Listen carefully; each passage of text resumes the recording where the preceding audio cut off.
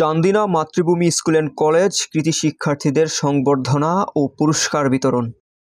কুমিল্লার চান্দিনা মাতৃভূমি school and কলেজে কৃতি শিক্ষার্থীদের সংবর্ধনা ও পুরস্কার বিতরণ অনুষ্ঠিত হয়েছে। মঙ্গলবার 31 ডিসেম্বর সকাল 10টায় প্রতিষ্ঠানটির কলেজ শাখার ক্যাম্পাসে ওই অনুষ্ঠান হয়। মাতৃভূমি স্কুল অ্যান্ড কলেজ প্রতিষ্ঠাতা ও মাতৃভূমি ফাউন্ডেশনের চেয়ারম্যান মোহাম্মদ আক্তার হুসাইনের সভাপতিত্বে প্রধান অতিথির বক্তৃতা করেন চান্দিনার রেদওয়ান আহমেদ কলেজ অধ্যক্ষ মোহাম্মদ মনিরুল ইসলাম ভূঁইয়া।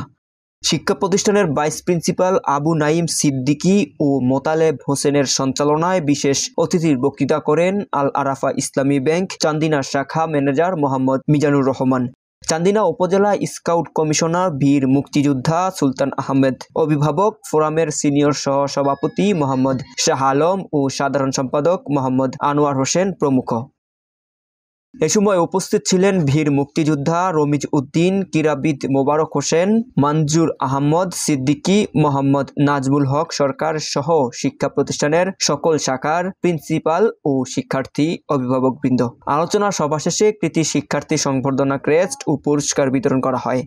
পরে দোয়া ও মোনাজাতের মধ্য দিয়ে অনুষ্ঠান শেষ হয়।